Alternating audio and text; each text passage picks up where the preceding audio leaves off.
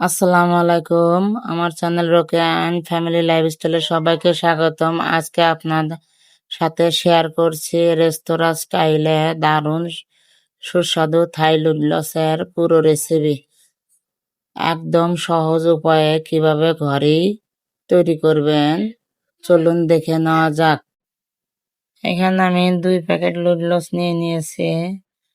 এই যে দেখুন, অন্য নুডলসের চেয়ে একটু ভিন্ন দেখতে। এখানে 2 প্যাকেট নুডলস নিয়েছি আমি। এখন এর মধ্যে আমি প্রস্তুত প্রণালীটা একবার দেখিয়ে দিই। চলুন দেখে নেওয়া যাক। এখানে রসুন কুচি আর আদা কুচি নিয়েছি আমি 1 টেবিল চামচ পরিমাণ করে। 1 কাপ পেঁয়াজ কুচি, এখানে বটবটি কুচি নিয়েছি পরিমাণ মতো, গাজর কুচি, এখানে মটরশুঁটি নিয়েছি আমি, যেহেতু শীতকালীন সবজি আমি ফ্রিজে রেখেছিলাম এখানে। তারপরে এখানে আমি 1 কাপ পরিমাণে মুরগির মাংস, বুকের মুরগির মাংস আমি লম্বা করে কেটে নিয়েছি। তারপরে এখানে আমি 3-4টে চিংড়ি মাছ দিয়েছি, সবগুলো উপকরণ। এখন আমি এখানে একটা পাতিলের মধ্যে পানি বসে 1 চামচ পরিমাণ লবণ দিয়ে নিলাম, সামান্য পরিমাণ তেল দিয়ে নিয়েছি। তারপরে এখানে লেবুগুলো আমি দিয়ে দিলাম। 10 থেকে 12 মিনিট সিদ্ধ করে নেব। অন্য নুডলসের তুলনায় এই নুডলসটা একটু বেশি সিদ্ধ করতে হয়। দেখবেন, যখন দেখবেন যে এরকম ফ্রাই হয়েছে, হাত দিয়ে চাপ দিলে বোঝা যাবে। আমি একটা ছাঁকনিতে ঢেলে নিয়েছি। এখানে আমি একটা কড়াই বসিয়ে দিয়েছি। কড়াইয়ের মধ্যে প্রথমে একটু তেল দিয়ে নিলাম। এখন যে উপকরণগুলো আমি দেখিয়েছিলাম একটা একটা করে সবগুলো আমি এখানে ভেজে নেব। সবগুলো উপকরণ আমি এখানে ভেজে নেব। প্রথমে একটা ডিম আমি এখানে ভেজে নেব। সাধারণ নুডলসে যেভাবে ডিমটা ভেজে দিই ঠিক ওইভাবেই দেব। সামান্য একটু লবণ দিয়ে নিলাম। ফুসকান দিয়ে নেড়ে চেড়ে ডিমটা ভাজা হয়ে গেলে তুলে নেব। এখন এর মধ্যে আমি কড়াইয়ের মধ্যে আবার সামান্য তেল দিয়ে নিলাম, 1 টেবিল চামচ পরিমাণ আর কি। এখন এর মধ্যে সে আদা রসুন কুচিটা দিয়ে নিলাম। আদা রসুন কুচিটা দিয়ে একটু নেড়ে ভাজা ভাজা করে নেব। তার মধ্যে এখন সেই মুরগির মাংসটা দিয়ে দিলাম। এখন আমি এখানে সামান্য একটু লবণ দিয়ে দিলাম।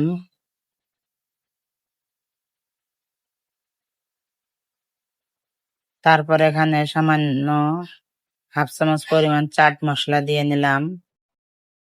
এগুলা দিয়ে একটু আবার নেড়ে চেড়ে মিক্স করে নেব। এখন এর মধ্যে আমি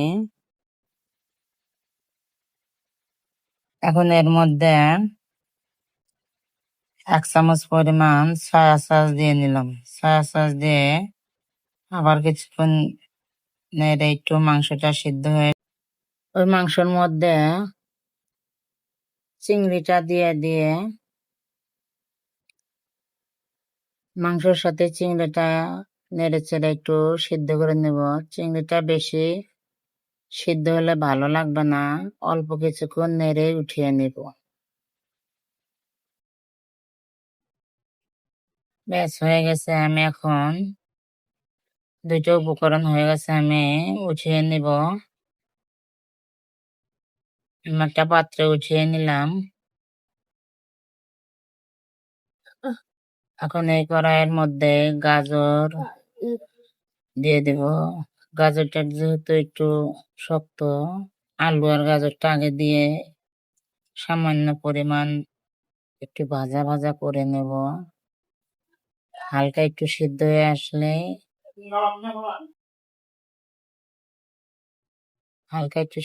এখন আমি বটবটি দিয়ে দিলাম। বটবটিটা দিয়ে আবার কিছুক্ষণ নেড়ে চেড়ে একটু ভাজা ভাজা করে নেব। বটবটিটা প্রায় আমার সিদ্ধ হয়ে এসেছে। এখন মটরশুঁটিটা আমি দিয়ে দিলাম। দিয়ে আবার কিছুক্ষণ নেড়ে চেড়ে যখন ভাজা ভাজা হয়ে যাব তখন আমি সবগুলাই উঠিয়ে নেব। আমার হয়ে গেছে, আমি সবগুলো উঠিয়ে নিলাম। পুরো রান্নাটা আমি এই কড়াইতে করব। আবার কড়াইয়ের মধ্যে সামান্য পরিমাণ তেল দিয়ে তার মধ্যে মরিচ কুচি, পেঁয়াজ কুচি দিয়ে হালকা একটু ভেজে নেব।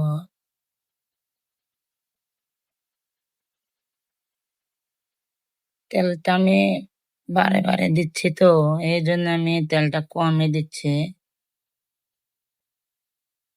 একবারে দিলে হয়তো বোঝা যেত, বারে বারে যখন দিচ্ছি আমার পুরোটাই। এখন আমি এর মধ্যে সেই সিদ্ধ করা নুডলস দিয়ে দিলাম। নুডলসটা দিয়ে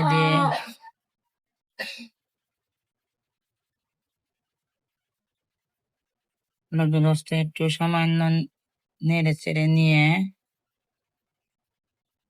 পেঁয়াজ আর মরিচের সাথে যখন পুরোপুরি মিশে যাবে এখন আমি এখানে লবণ দিয়ে দিলাম, হাফ চামচ পরিমাণ লবণ। যেহেতু আমি অন্য উপকরণ ভাজার সময় সামান্য সামান্য লবণ দিয়ে দিয়েছি, তাই এখানে বেশি লবণটা আর দিলাম না। এখন আমি এর মধ্যে আগে যে ভেজে রেখেছিলাম সবগুলো উপকরণ একসাথে ঢেলে দিলাম। সবগুলো উপকরণ ঢেলে দিয়ে আবার কিছুক্ষণের জন্য একটু নেড়ে চেড়ে মিক্স করে নিলে আমার নুডলস প্রায় রেডি। এখন আমি এর মধ্যে আবার একটু সয়া সস দিয়ে দিলাম।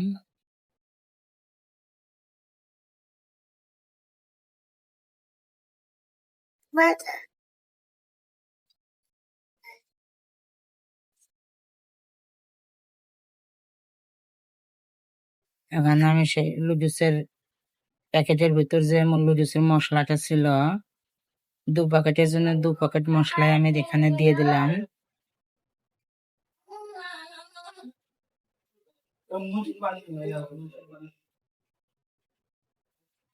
দিয়ে দিয়ে লুডুসের মশলাটা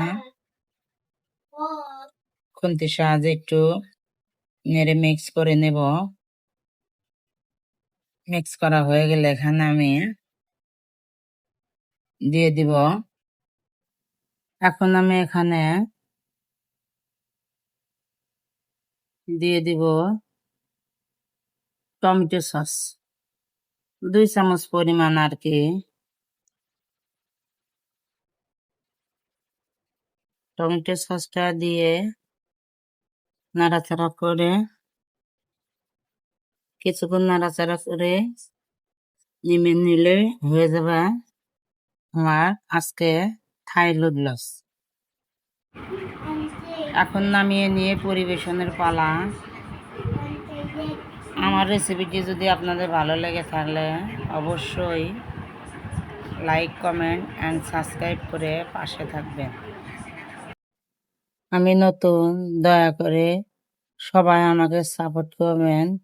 আসসালামু আলাইকুম, অসংখ্য ধন্যবাদ সবাইকে। আল্লাহ হাফেজ।